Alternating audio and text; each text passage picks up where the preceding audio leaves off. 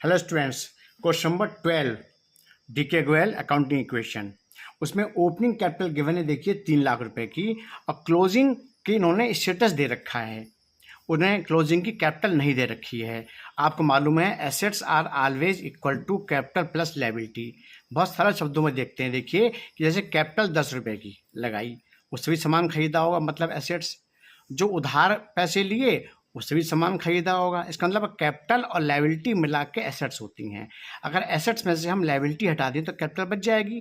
तो closing date की देखिए इन्होंने कैपिटल आपको नहीं दे रखी है, तो कैपिटल कैसे निकालेंगे? Capital equal to asset minus liability.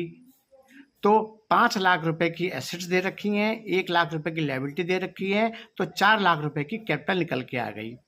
फिर से पूछा है प्रॉफिट कितना होगा। अब प्रॉफिट कैसे निकालेंगे?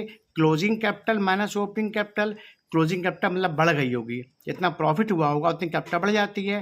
तो क्लोजिंग कैपिटल 4 लाख में से ओपनिंग कैपिटल 3 लाख माइनस करेंगे तो 1 लाख रुपए का आपका प्रॉफिट आ जाएगा। अब बात करेंगे क्वेश्चन नंबर 13 की। अब देखिए क्वेश्चन नंबर 13 में स्टार्टिंग में ही इन्होंने दे रखा है कि कैपिटल 5 लाख रुपए की है और एक लोन ले रहा है 1 लाख रुपए का।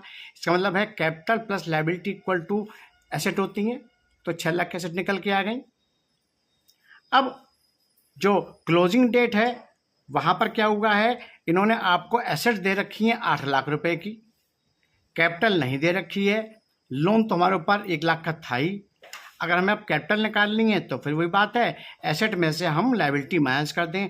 तो 8 लाख की एसेट्स थी, 1 लाख का लोन था ही, इसका मतलब अब हमारे पास जो कैपिटल है वो 7 लाख की है। पहले कैपिटल कितने की थी? 5 लाख की थी। अगर प्रॉफिट देखा जाए तो क्लोजिंग कैपिटल से ओपनिंग कैपिटल माइनस करते हैं। क्लोजिंग कैपिटल आपने निकाली है 7 लाख, ओपनिंग कैपिटल थी 5 लाख, तो 2 लाख रुपए का प्रॉफिट हो गया। खूब पढ़ें, खूब बढ़ें।